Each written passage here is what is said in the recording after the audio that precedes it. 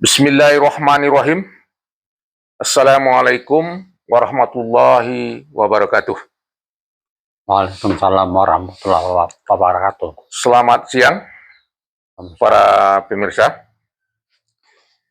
Pada podcast kita kali ini, kita akan membahas sejarah tentang Tongkurao. Pada podcast ini, pada bagian yang ketiga atau bagian yang terakhir. Sebagai prolog, bahwa pada akhir tahun 1830,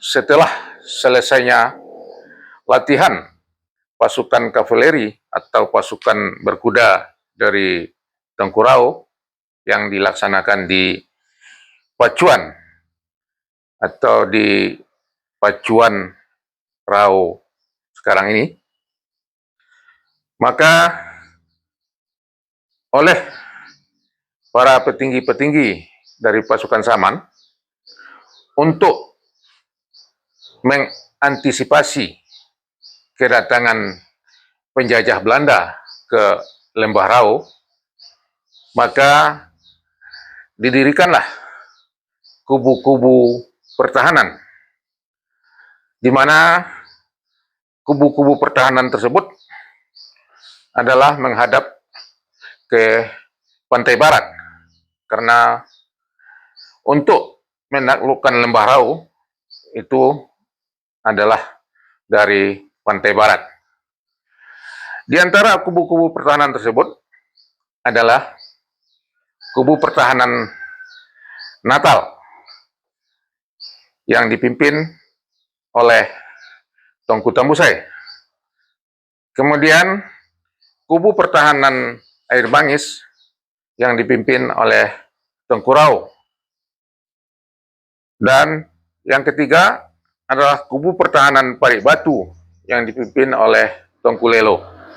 Sedangkan yang keempat adalah kubu pertahanan Bonjol yang dipimpin oleh Tongku Imam.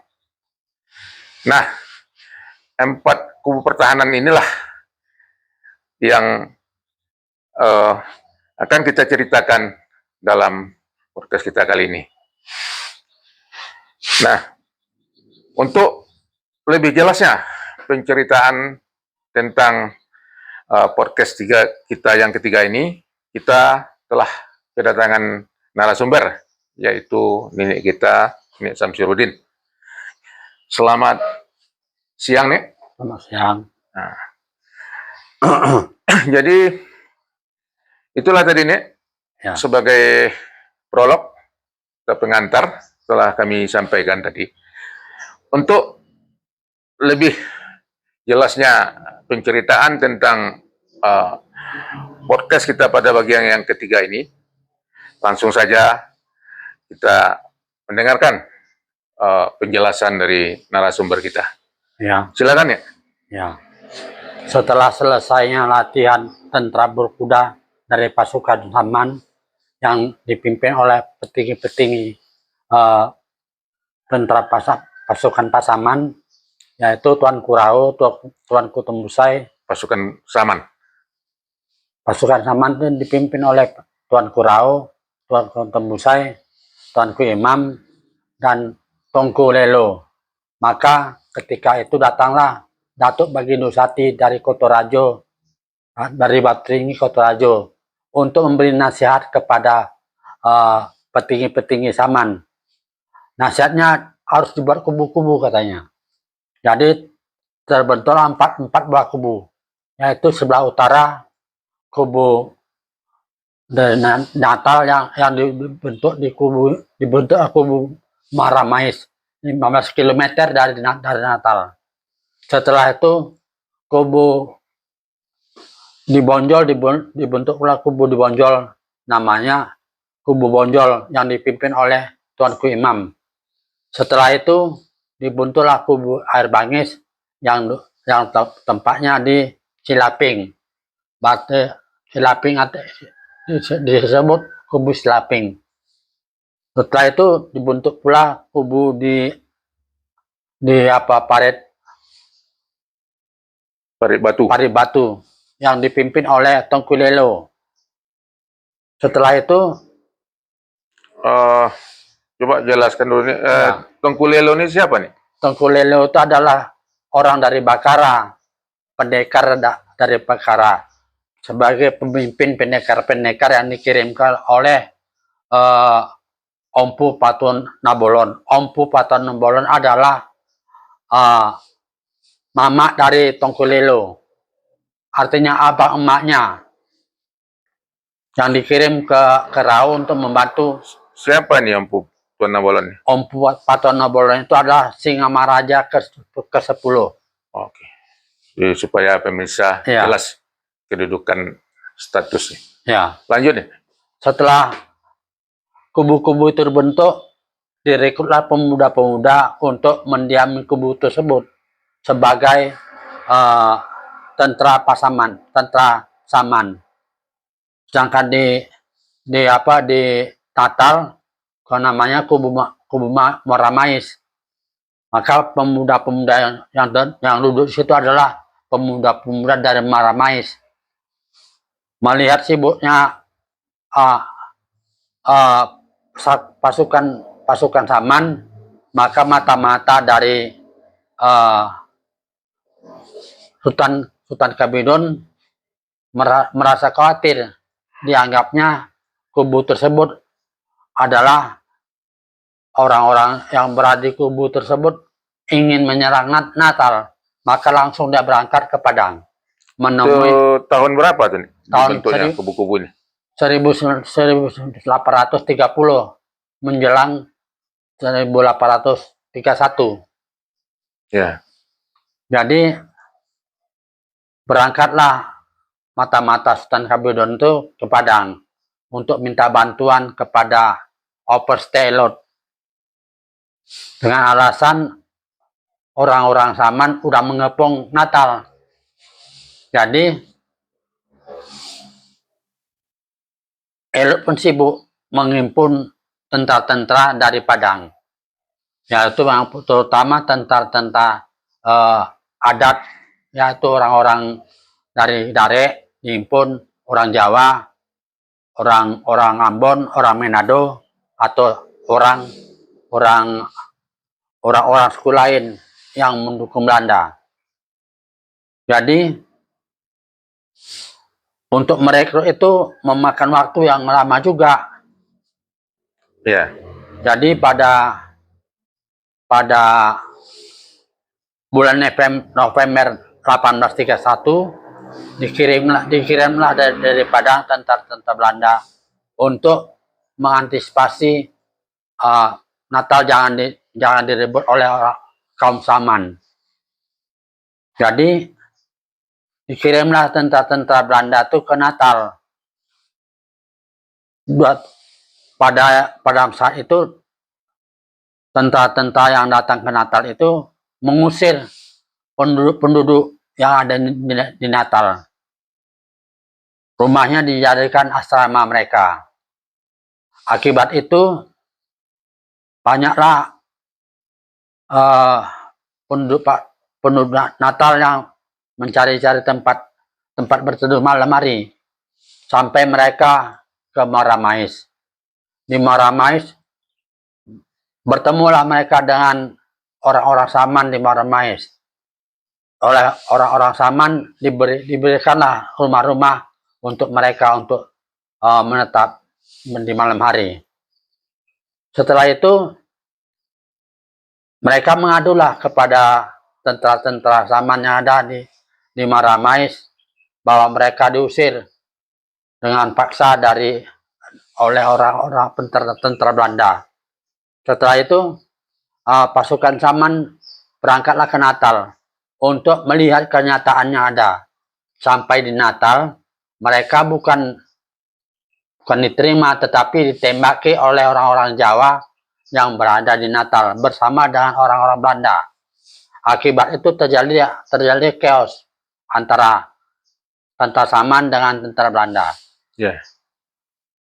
Waktu itu tentara Belanda itu kalah terdesak sampai ke pantai.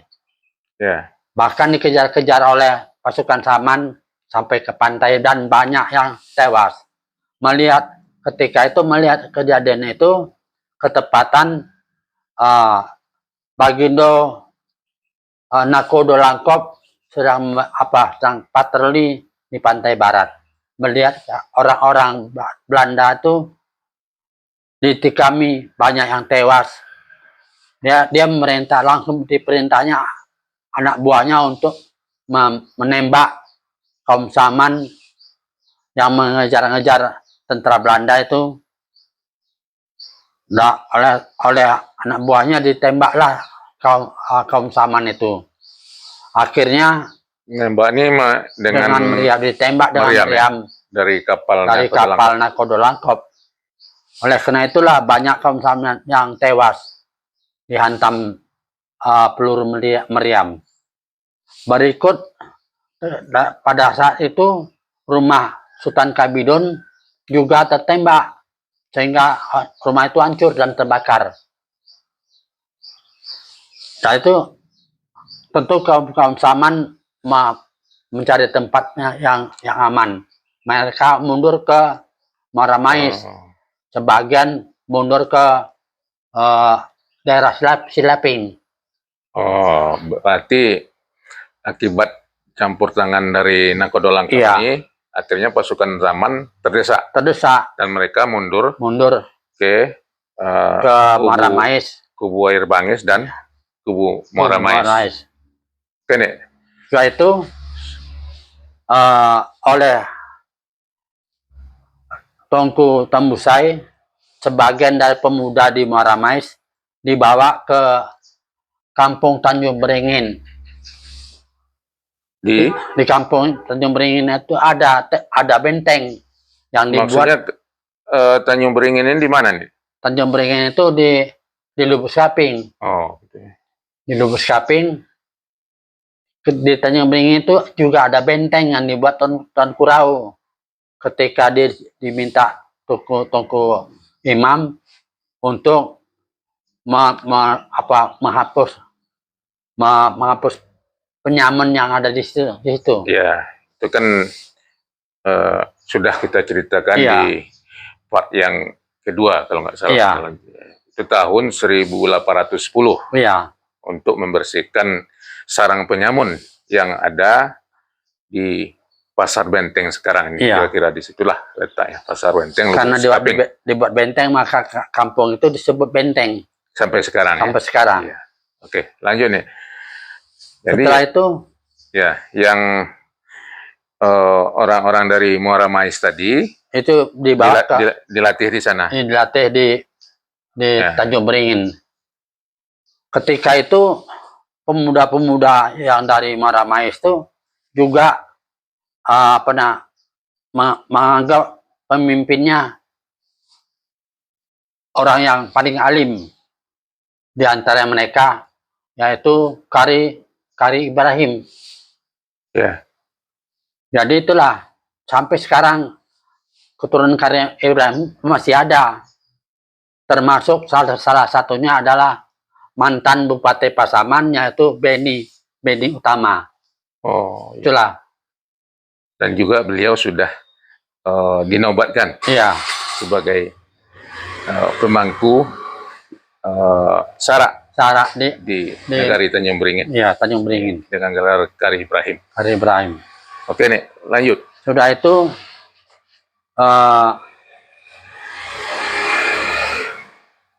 di Silaping diterimalah orang-orang Mais itu tentara-tentara dari Tengku Tembusai oleh Tuan Kurau, dan mereka mendatangi pantai, melihat pantai dan mengatur strategi. Mereka membuat pos di dekat pelabuhan Katiagan. Itulah. Sampai mereka juga berpatroli ke Sasak supaya tentara-tentara Belanda yang udah mendatangi pantai balik-balik ke Padang. Itulah. Oke. Setelah Elot mengirimkan tentara ke Natal, maka dia menghimpun kembali tentara-tentaranya di Padang. Langsung mereka terus ke Padang Pariaman untuk menyerang Padang Pariaman. Ya. Di Padang Pariaman ya. Tunggu dulu. Ya. Dalam peristiwa chaos di Natal tadi, ya, itu perkiraannya di akhir 1831. Ya. Kemudian karena ada gencatan senjata sementara, ya, maka yang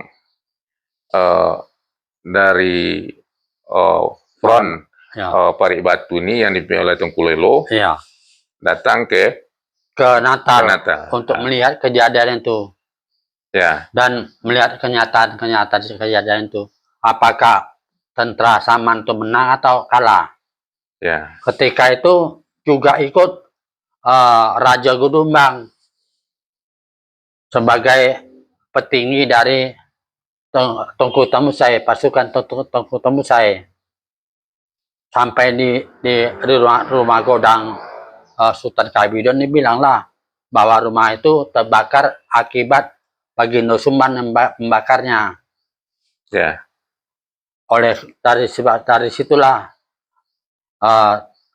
Raja Gudumbang sakit hati kepada kaum Saman dan dia tidak mau membantu kaum Saman, dan akhirnya dia sepakat dengan tentara-tentaranya hanya membantu Belanda.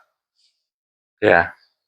Pada tahun dari saat itu sampai Januari 1832 mereka latihan di Utana Godang.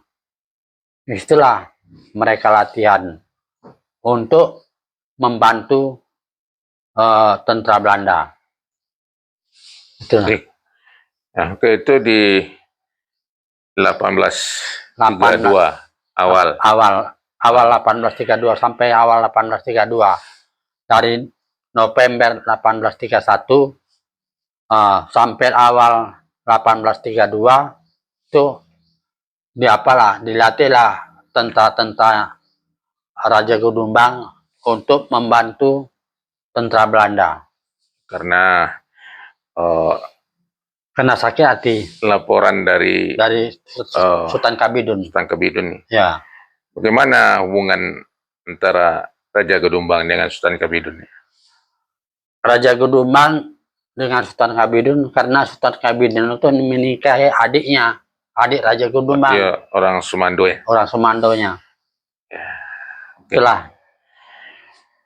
Sementara di Padang, Elot menghimpun kembali tentara-tentara Jawa, tentara Dare atau tentara adat untuk dikirim menyerang Bonjol. Jadi tentara-tentara itu sudah standby di Padang. Ya. Pada awal Januari, Elot dengan tentaranya menuju Padang Pariaman. Padang Pariaman tanpa ada basa-basi, tanpa ada pemberitahuan, langsung ditembak dengan meriam. Di Januari 1832? Ya, 1832. Ya. Banyaklah rumah-rumah di Pariaman yang hancur. Bahkan banyak juga masyarakat Padang Pariaman yang tewas akibat ditembak dengan meriam. Setelah itu mereka pergi ke Tiku. Di Tiku mereka dihambat oleh tentara Tiku.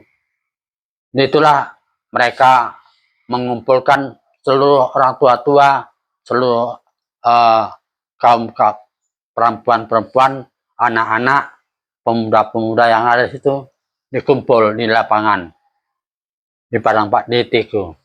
Mereka langsung ditembaki, langsung ditikam, bahkan dibacok dengan pedang. Itulah ganasnya mereka terhadap orang-orang di Sumatera Barat. Setelah itu mereka, setelah Tiku jatuh, mereka berangsur ke apa? Ke Mangkopo. Di Mangkopo pun terjadi perang sengit. Orang-orang Mangkopo tidak mau kalah. Sampai mati orang tuh, banyak yang mati. Ya, artinya perlawanan sengit di Mangkopo. Setelah Mangkopo kalah, karena tentara Belanda ini alat-alatnya istilahnya canggih, lengkap. Maklum lah, alat-alat tentara Belanda itu adalah alat perang dari perang Napoleon Bonaparte, alat-alat yang canggih. Setelah itu mereka menghadap belok kiri, menghadap ke atas, menghadap ke Agam. Di Agam juga mendapat pertentangan mereka. Di Agam bukan juga sama dengan di Mangkopo.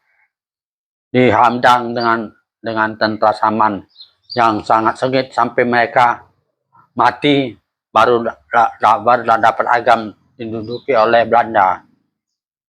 Di Agam Belanda membuat benteng untuk menjaga keamanan tentara-tentara Belanda. Di benteng itulah mereka membuat kampung. Ya. Setelah itu mereka berangsur ke Lembah Alan Panjang. Di Lembah Alan Panjang mereka berhenti dan mengirimkan datuk-datuk Alan Panjang yang disegani masyarakat untuk mengumumkan kalau Bonjo melawan terhadap Belanda, maka Belanda akan membumi-hanguskan Bonjo, mendatarkan rumah-rumah. Mungkin supaya pemirsa jelas. Ya. Jadi dari kedatangan pasukan Belanda mulai dari Pariaman, Tiku Mangkopo, itu dari Januari 1832. Ya. Nah, hingga sampainya pasukan Belanda ke Lembah Alan Panjang ini di bulan berapa? Pada bulan September 1832. Mereka sudah sampai ke Lembah Alan Panjang dan mengumumkan kepada masyarakat bahwa siapa masyarakat yang memberontak kepada Belanda akan dibunuh, bahkan rumahnya akan didatarkan dengan tanah. Mendengar kejadian itulah, pengumuman itu, dan mengetahui bahwa Agam sudah datar dengan tanah, Pariaman begitu juga, Tiku juga, maka masyarakat bermohon kepada datuk-datuknya supaya jangan perang, diadakan sajalah perdamaian. Oleh datuk-datuk mereka sebutlah kepada Tunku Imam agar tidak perang, karena kita kasihan kepada masyarakat, kata datuk-datuk. Mendengar itu, Tunku Imam pun mundurlah, mengiyakan pendapat dari datuk-datuk itu. Maka Bonjol dibuka tanpa ada peperangan. Belanda masuk ke Bonjol tanpa ada peperangan. Sampai di Bonjol mereka menyuruh masyarakat keluar dari rumahnya dengan paksa. Sehingga rumah-rumah mereka dijadikan asrama-asrama tentara Belanda. Yang punya asrama adalah tentara Belanda, sedangkan tentara Belanda dari Jawa, tentara Belanda dari suku-suku lain dikumpul di Benteng Tajadi oleh Mayor Van Amerongen. Oke deh. Dua hari sebelum Belanda tuh masuk ke Bonjol, Tunku Imam sudah pergi ke ke Air Manggis Lubuk Sekaping, karena adik anaknya yang bernama Yusuf nikah dengan orang apa namanya itu, orang Air Manggis. Air Manggis. Ketika Belanda duduk di Bonjol, Tuanku Imam tidak ada berada di sana, dia berada di Air Manggis. Apa yang kejadian tidak dilihatnya. Ya. 2 hari setelah itu datanglah utusan datuk-datuk dari Bonjol untuk mengundang Tuanku Imam untuk bermusyawarah dengan Operste Elot. Besoknya Tuanku Imam datang ke Bonjol dengan anaknya, dikawani oleh anaknya yang bernama Yusuf. Sampai di Bonjol, Operste Elot menasihati Tuanku Imam supaya Tuanku Imam tidak usah lagi berpolitik, tidak usah lagi berperang, katanya. Karena Tuanku Imam sudah tua, lebih baiklah Tuanku Imam beramal untuk menghadap Allah Ta'ala, katanya. Itulah. Ya. Ya. Jadi dalam dialog itu, apakah Elot ini ada usulan? Ya, Elot dalam dialog itu Elot musul supaya yang tua-tua itu jangan lagi menjadi pemimpin, katanya.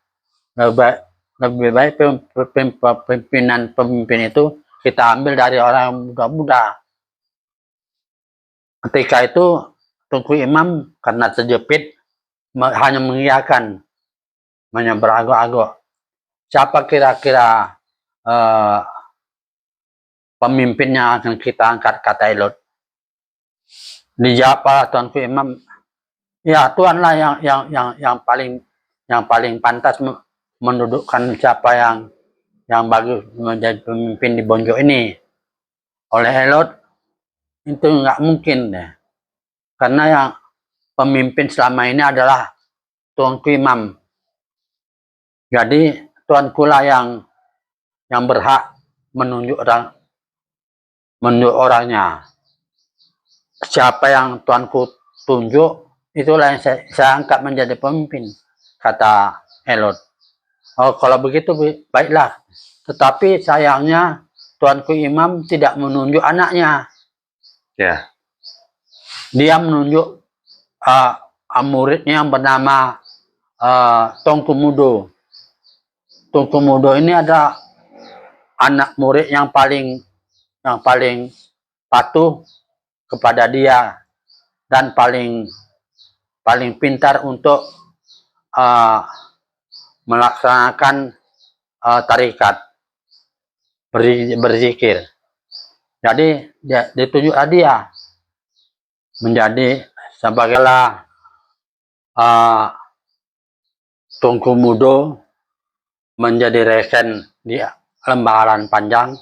Maka Operste Elot memerintahkan anak buahnya untuk memanggil Mayor Amrengen ke tempatnya di Masjid Bonjol. Di Masjid Bonjol, Operste Elot memerintahkan Mayor Amrengen untuk menduduki Benteng Rau. Benteng Rau itu adalah benteng yang terkuat, kata Elot. Kalau Benteng Rau sudah didapati, maka Sumatera bisa kita kuasai, kata Elot kepada Amrengen. Amrengen berangguk-angguk, maka diperintahkan kepada Amrengen, sekarang juga berangkat kalian ke Benteng Rau. Perintah itu dilaksanakan oleh Mayor Amrengen. Mayor Amrengen balik ke Benteng Tajadi untuk menghimpun tentara Belanda yang dikirim dari Padang. Mereka berangkat ke Tanjung Beringin. Di Tanjung Beringin mereka tidak mendapat perlawanan. Masyarakat Tanjung Beringin berdamai karena pimpinannya Tongku Imam juga berdamai dengan Belanda. Setelah sampai mereka di Sundatar, di kampung Sundatar, mereka terhambat oleh pasukan Saman yang berada di Borneo Tinggi yang dipimpin oleh Sabudin Sabudin Songsang-Bulu, Datuk Mangkudum. Jadi tentaranya terjepit sampai ke Kampung Sawah Panjang. Ketika itu Mayor Pope melarikan diri balik ke Bonjol untuk minta bantuan Elot karena banyak tentara yang dipimpin Amerongen sudah banyak yang tewas. Jadi sampai di Bonjol mengadulah Letnan Pope kepada Operste Amerongen, Operste Elot bahwa tentaranya sudah banyak yang tewas. Maka dimintalah bantuan. Kira-kira diberi bantuan sebanyak 6 kompi. Berangkatlah Letnan Pope bersama tentara bantuan sebanyak 6 kompi, sedangkan tentaranya 1 kompi. Jadi jumlahnya menjadi 7 kompi. Sampai di Kampung Sawah Panjang bertemu dengan Mayor Amerongen. Mereka langsung menyerang Sundatar dan berbelok ke kiri, terus mendaki sedikit bertemu dengan Kampung Borneo Tinggi. Kampung Borneo Tinggi langsung ditembak dengan meriam sehingga kampung itu terbakar dan hancur. Banyak warga Borneo Tinggi yang wafat. Berikut tentara-tentara yang dipimpin oleh Sabudin juga banyak yang tewas. Melihat tentaranya banyak yang tewas, mereka mundur sampai ke ujung Gading. Yang Datuk Mangkudum Sabudin tadi membawa tentaranya dengan keluarganya sampai ke ujung Gading. Di ujung Gading mereka meneruskan perjalanan ke arah barat sampai ke Air Balam. Di Air Balam mereka disambut oleh orang masyarakat Air Balam dan dipersilakan bermalam di rumah-rumah masyarakat. Setelah itu Datuk yang ada di Air Balam memerintahkan kepada masyarakat untuk menghimpun biduk-biduk untuk diserahkan kepada rombongan Datuk Mangkudum. Karena Datuk Mangkudum mengatakan niatnya kepada Datuk Air Balam bahwa mereka akan pergi ke Malabo karena tidak mungkin mereka melawan Belanda karena Belanda sangat kuat, alat-alat perangnya sangat canggih. Maka mereka mundur sampai ke Malabo. Ketika itu Datuk di Air Balam menyerahkan biduk atau perahu sebanyak 25 biduk. Mereka karena melihat yang anak buah dari Sabudin itu sebanyak hampir 500 orang. Makanya diserahkan biduk sebanyak 25. Ya. Itulah. Oke, Nek. Kembali ke peristiwa di Sundatar tadi. Ya. Dengan takluknya Sundatar, ya, maka Mayor Amerongen dan pasukannya tentu bebas menuju ke Lembah Rau. Ya. Gimana selanjutnya? Jadi setelah Borneo Tinggi dihancurkan, tidak ada lagi musuh-musuh yang menghambat. Maka Amerongen meneruskan perjalanan ke utara. Sampai di satu simpang, orang tentara dari Darek, kita harus belok kanan katanya, menuju Lambak. Dari Lambak lah kita menuju Benteng Rau, kata tentara adat itu. Ya. Maka Amerongen melaksanakan nasihat dari orang adat itu. Sampai di Lambak, Amerongen bertanya kepada masyarakat, kebetulan masyarakat yang ditanya itu adalah orang bodoh, sehingga ditunjukkanlah lorong. Sedangkan Elon menanyakan di mana kepala kampung. Orang-orang yang bodoh ini mengatakan kepala kampung itu adalah jalan pertama menuju Kampung Lambak. Elon bertanya, di mana kepala Kampung Lambak? Maksud hati Elon, pemimpin Lambak. Maksud hati Elon, pemimpin Lambak. Namun disampaikan pemimpin Lambak itu tanah. Melihat itulah orang tentara dari daerah itu menampar, memukuli orang bodoh ini. Kebetulan Sultan Lambak Tinggi, pemimpin Kampung Lambak, melihat kejadian itu, langsung dia naik darah, ditamparnya lah tentara daerah ini.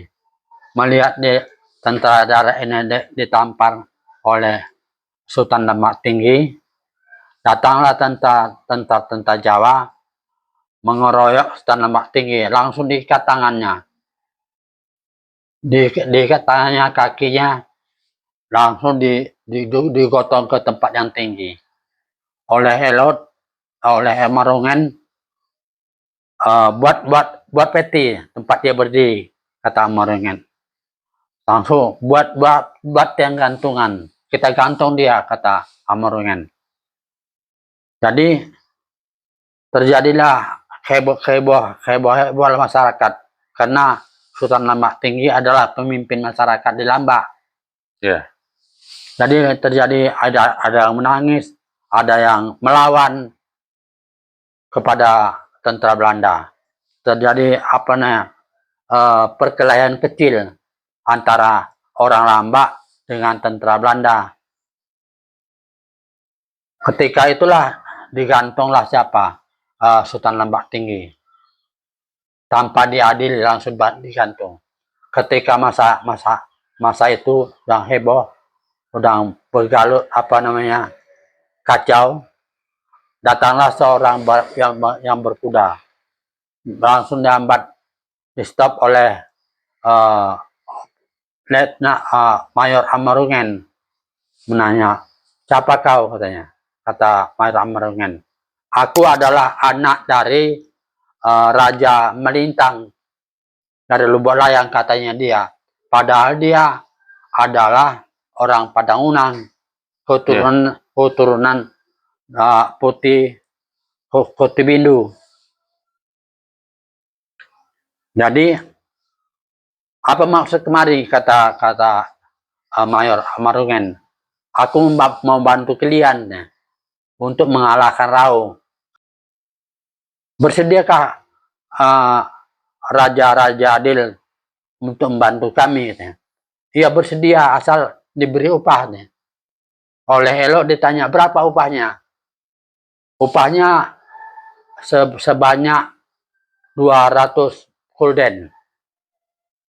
Artinya 200 gulden itu upahnya 50 ekor kerbau.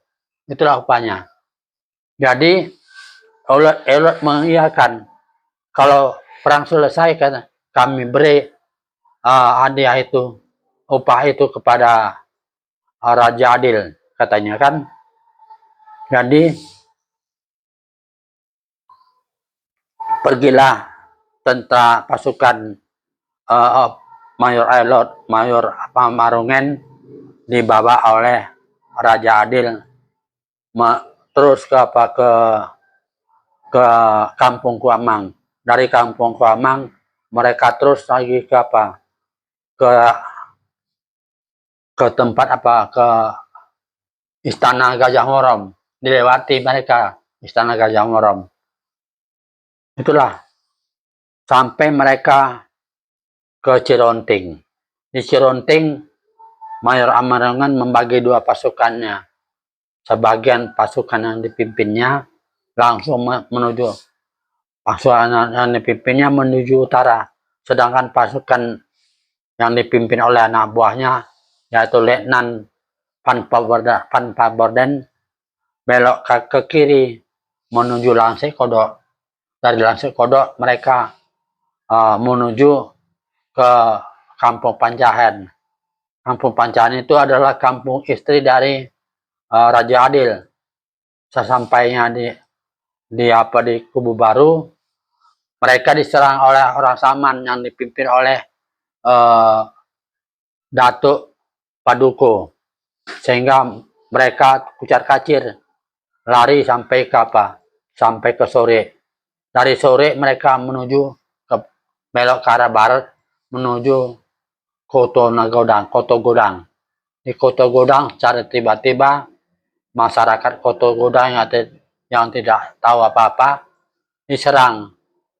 Banyak yang pemuda-pemuda yang ditembaki mereka, sehingga Datuk yang Besar menyerah dan dipaksa untuk menunjukkan jalan ke Benteng Rau.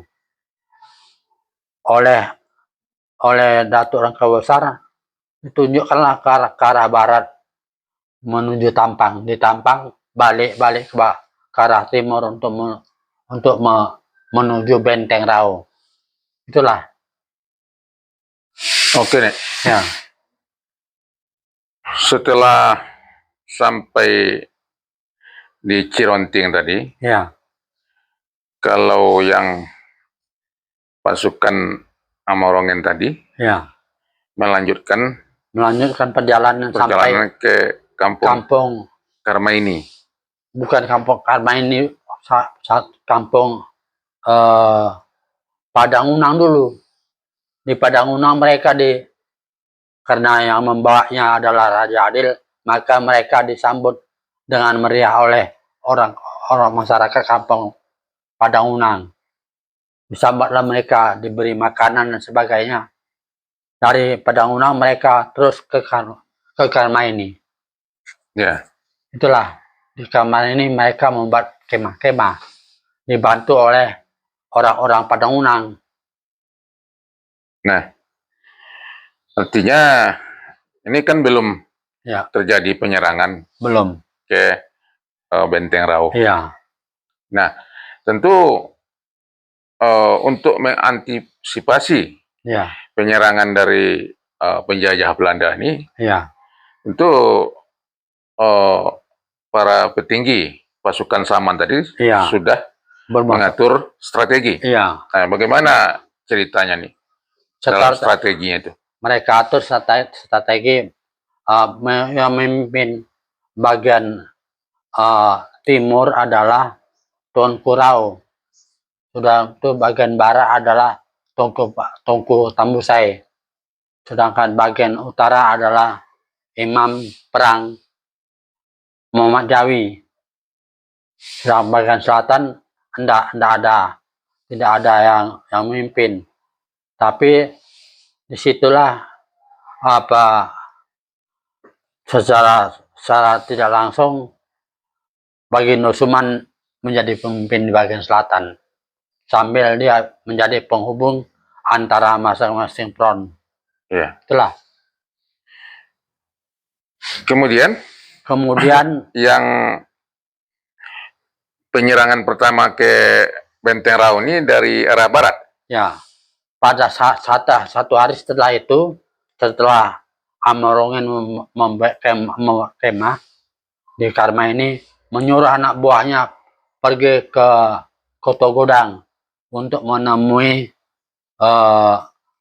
Letnan Panpaboden. Itu memberi surat bahwa peperangan akan dilaksanakan 2 hari setelah itu.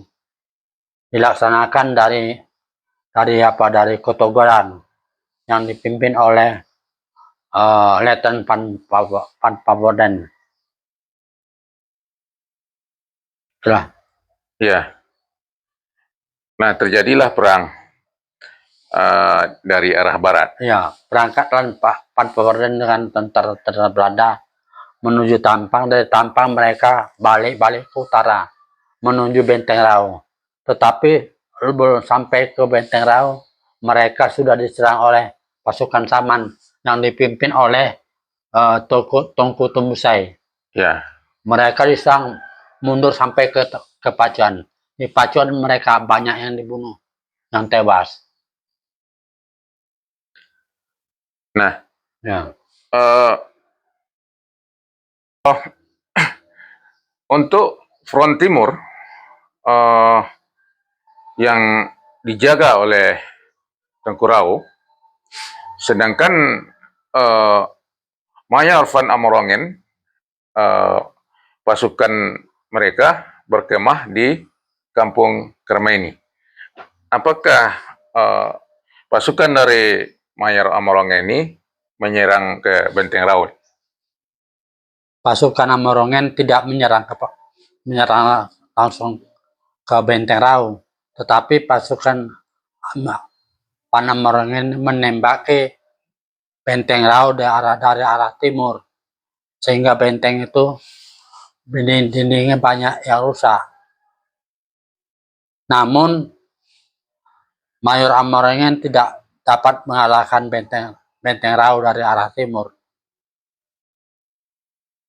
Ya. Sehingga datanglah Sultan Ibrahim mengusulkan kepada Pan Amerongen bahwa meminta bantuan ke Padang. Mendengar itu, Mayor Amerongen menulis surat ketika itu, langsung ditulis surat kepada Oberste Elot meminta bantuan sebanyak-banyaknya untuk mengalahkan Benteng Rau. Karena Benteng Rau adalah suatu tempat yang sangat strategis. Kalau dapat Benteng Rau, maka dapatlah Sumatera oleh Belanda. Sesuai dengan apa yang dikatakan Oberste Elot. Lanjut ke surat tadi. Setelah itu surat itu diserahkan kepada Letnan Pan Pamporden. Letnan Pan Pamporden bukan langsung surat itu disimpannya, disembunyikannya, tapi surat itu diserahkan kepada anak buahnya agar kalau dia tewas dalam menuju Padang, maka surat itu tetap bisa sampai ke Oberste Elot dan bantuan juga dapat sampai ke Rau. Tetapi tentara Belanda tidak dapat hambatan ke Padang, sehingga Letnan Pan Pamporden sampai ke Padang dan menyerahkan surat itu kepada Elot. Nah, dinyatakanlah Letnan Pamporden bahwa tentara Belanda udah banyak yang tewas. Dia perlu dapat bantuan yang lebih banyak. Maka Oberste Elot menyerahkan bantuan sebanyak-banyaknya, sebanyak 4 buah kapal menuju Natal. Karena Oberste Elot melarang Letnan Pamporden menuju Rau dari darat karena banyak hambatan di darat, kata Elot. Jadi tentara yang diharap-harapkan datanglah ke Natal. Dari Natal Letnan Pamporden dibantu oleh Letnan Bonnet menuju Pakantan. Dari Pakantan mereka menuju Limauwanis. Di Limauwanis mereka bergabung dengan Sultan Bogar Tonghari dan Raja Kudubang menuju Kampung Muara Lubuk. Dari Muara Lubuk mereka menuju ke Kampung Simiso.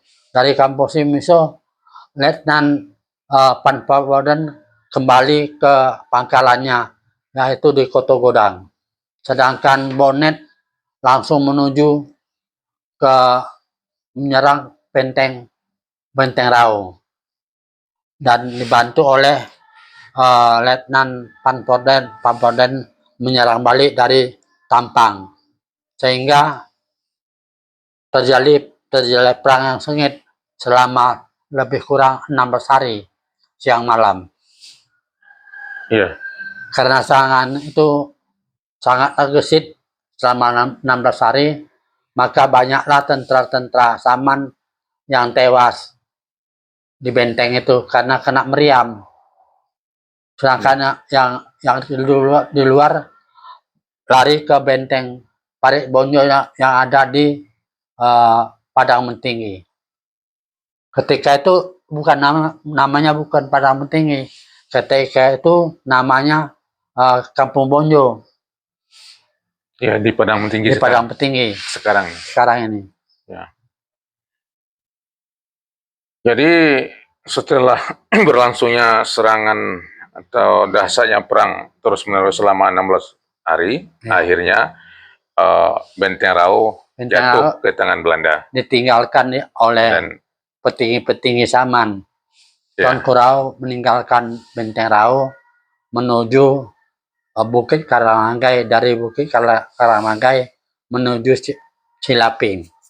Sedangkan Tengku Tembusai menuju Benteng Parit Bonjo di Kampung Bonjo, terus ke Pekantan menuju Benteng Parit Bonjo yang ada di Pekantan untuk menghimpun tentara-tentaranya kembali untuk menyerang Benteng Rau. Jadi ketika itu Benteng Rau jatuh ke tangan Belanda untuk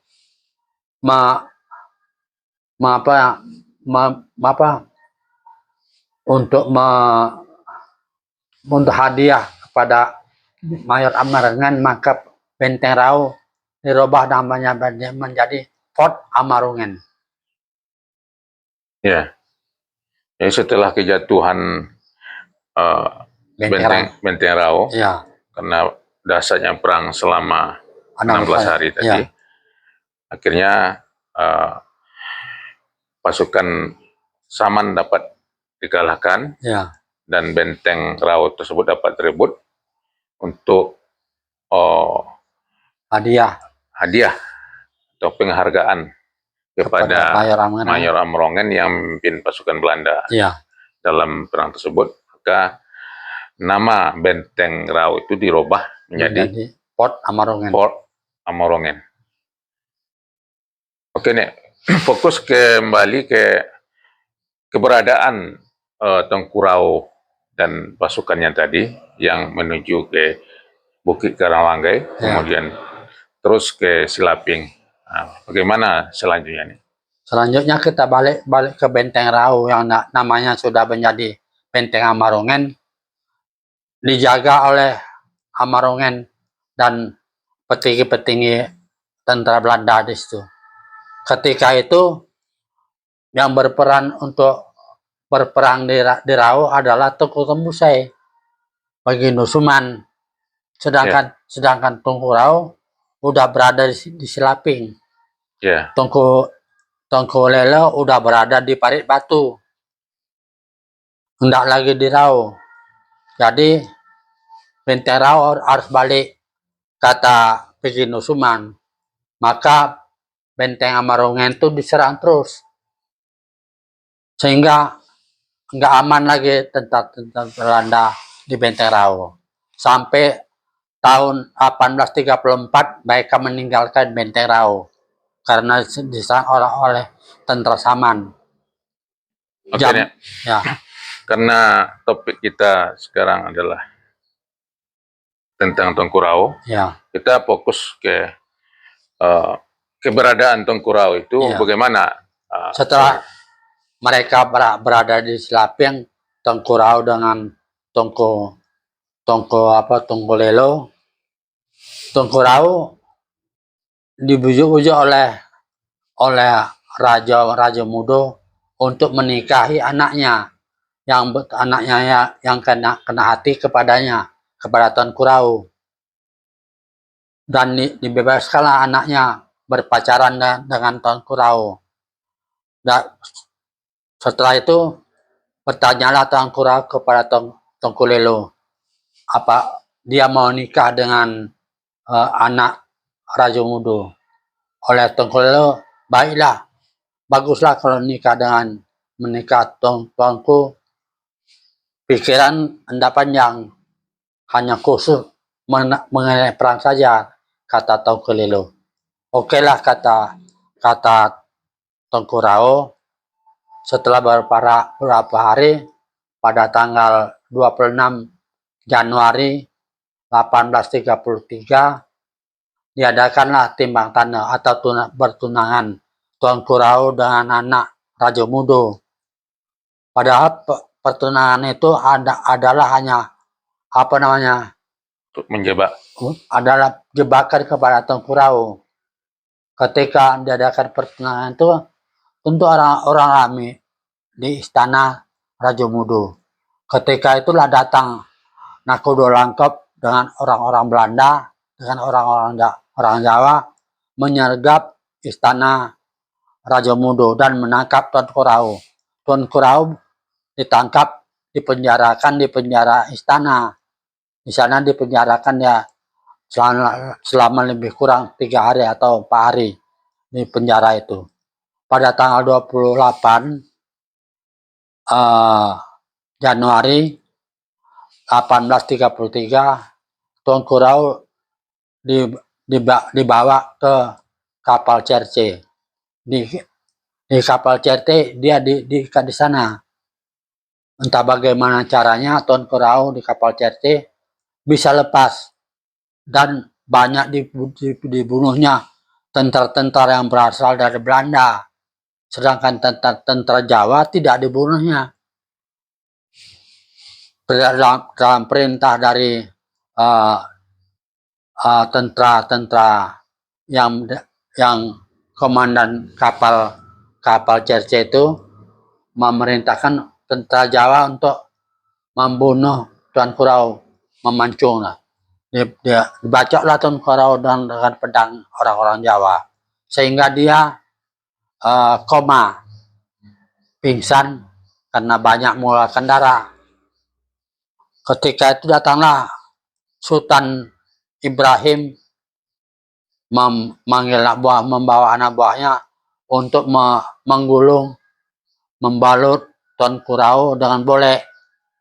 Boleh itu adalah buah bambu yang dijalin oleh tali dari ijuk. Setelah diikat dengan boleh, diikat dengan rapat, maka boleh itu diberati dengan besi.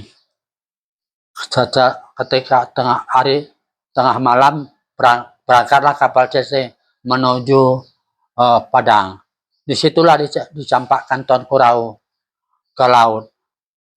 Kata cerita dari orang-orang Air Bangis, setelah Tuanku Rao dicampakkan, terjadi ombak yang besar, sehingga bentuk-bentuk tsunami.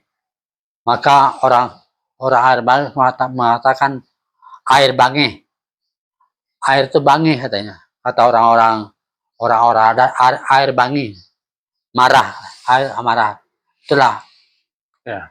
Sehingga terjadi gosong. Sehingga nama kampung itu disebut dengan kampung Air Bangih, air marah. Dan ada gosong, itulah tempat Tuanku Rao dicampakkan. Yang dikenal dengan gosong Tuanku Rao. Sampai sekarang. Bisa dilihat. Kalau tidak percaya, pergilah ke Air Bangis. Tanyakan mengapa namanya Air Bangis. Ya. Tanyakan namanya apa, gosong ya. Tuanku Rao. Kenapa nggak gosong orang-orang Air Bangis? Pasti mereka ceritakan tentang sejarah Tuanku Rao. Oke, Nek. Ya. Ada lagi, Nek? Nah, jadi Tuanku Rao itu tidak punya keturunan. Kalau ada orang mengatakan dia keturunan Tuanku Rao adalah bohong. Ya. Tuanku Rao tidak pernah nikah. Status beliau adalah bujangan terus sampai wafat. Sudah itu ada mengatakan bahwa Tuanku Rao tidak pernah berperang Rao. Buktinya ada benteng Marungan, itu adalah benteng yang dijaga oleh Tuanku Rao ketika namanya Benteng Rao. Ya. Dia berperang di benteng itu. Di front timur. Ya, front timur. Ya. Ada lagi nih? Ya, itulah. Oke. Pemirsa, itulah tadi penceritaan tentang perjuangan Tengku Rau dan pasukan Saman untuk melawan penjajah Belanda. Dari penceritaan tadi, jelaslah tergambar bahwa Tengku Rau itu mulai dari masa remaja sampai akhir hayatnya, bahwa umur beliau dihabiskan untuk berjuang. Baik berjuang untuk agama dan rakyat dan negerinya sendiri. Oke. Terima kasih atas perhatiannya. Mohon maaf atas segala kekurangan. Kami akhiri. Billahi taufiq wal hidayah. Assalamualaikum warahmatullahi wabarakatuh.